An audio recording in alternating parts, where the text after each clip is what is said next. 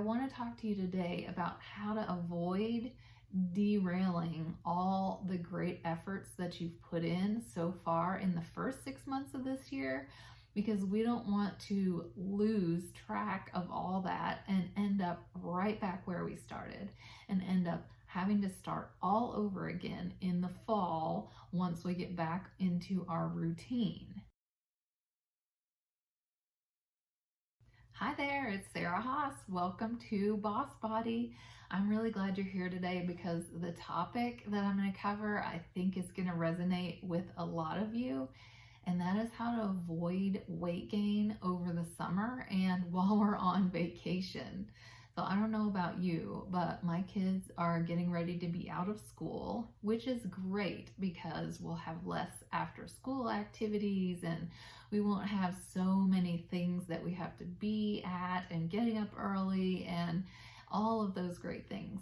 But we're also losing that structure.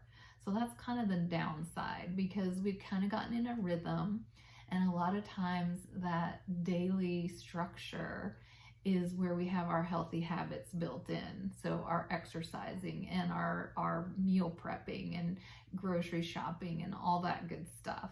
So I want to talk to you today about how to avoid derailing all the great efforts that you've put in so far in the first 6 months of this year, because we don't want to lose track of all that and end up right back where we started and end up having to start all over again in the fall once we get back into our routine, because that's that black and white thinking. That's that all or nothing. It's I'm either dieting or I'm not dieting, or I'm on an exercise program or I'm not on an exercise program. And that's what keeps us in that losing and gaining cycle. So I want to show you today how you can stay on track. I'm going to talk to you about two things today. Number one being changing your mindset about what it means to be on vacation. So when we think of vacation, what is it that we're looking for? We're looking for a break. We want to unwind. We want relaxation and rest and relief from our busy schedules and our busy lives. And often when we think of relaxing and blowing off steam and unwinding, what are the things that come to mind? Food and alcohol. Those are often our go-tos. And it's understandable because that is what society tells us to do, right? If you need a break, you have a glass of wine. Or if you've had a long day, you eat a pint of Ben & Jerry's, right? And we don't want to start doing that all summer long. So changing the mindset about how we get that rest and that relaxation. And when we think about going on vacation, what are the things that we look most forward to? Where are we going to go out for dinner? What kind of food are we going to eat? We definitely have to go out for ice cream, and we can start day drinking and start, drinking in the day and continue that all the way out into the evening, and then stay up late and sleep in and forget exercise, right?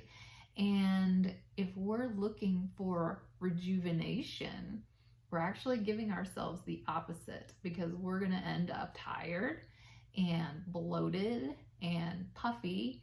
And not only that, when we get home, we're not going to feel rested, and we're going to feel guilty, and we're going to feel ashamed. So we have to change the mindset about how we get the rest and the rejuvenation and move away from our old go-to, which is food and alcohol. So think about, how can you get that without using food and alcohol? So what if it's spending more time with family? What if it is having more quality time and enriching those relationships?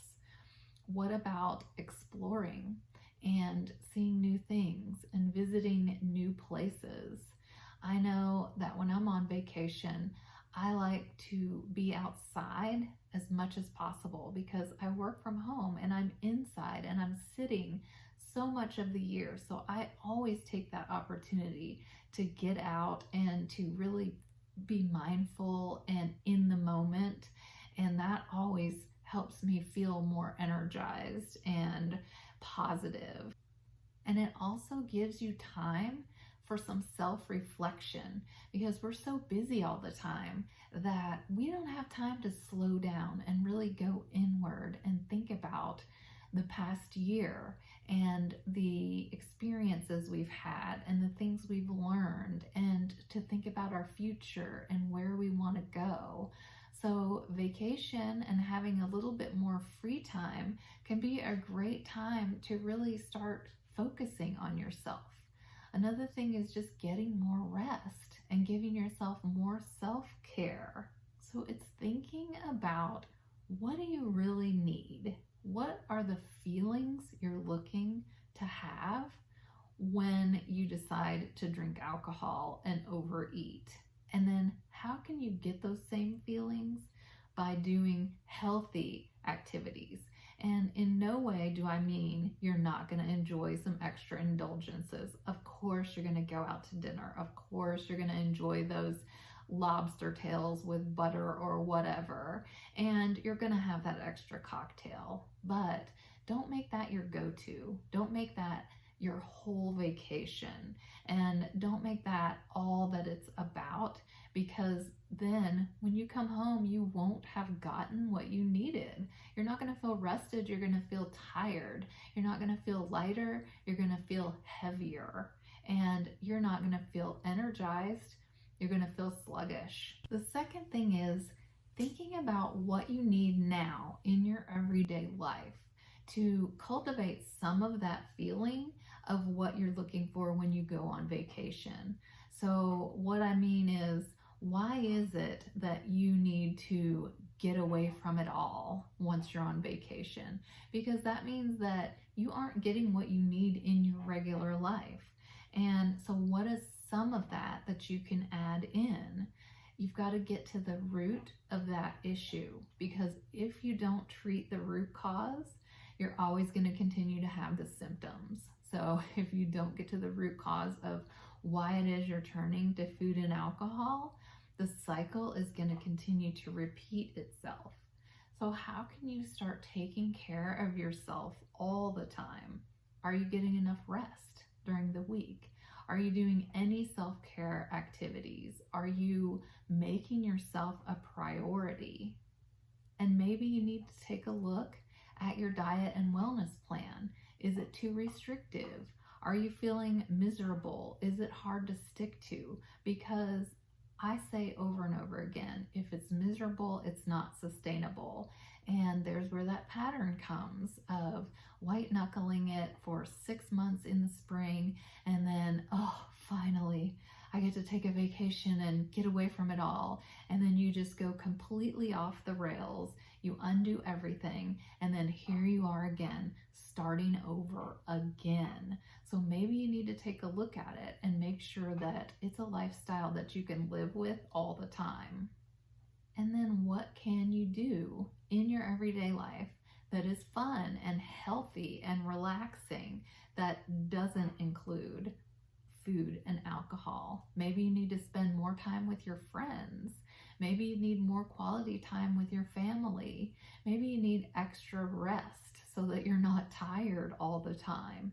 So thinking about where you can add in these extra self-care items to crowd out the other unhealthy habits. Vacation and breaks should be closer to how you're living all the time. It shouldn't be a complete 180 to your regular life. Yes, you're going to have a few more indulgences, but you don't have to give up all your healthy habits and throw everything out the window.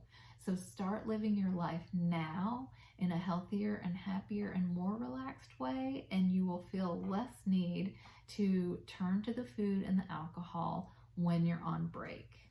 I want you to be happy and healthy and to love your life all the time.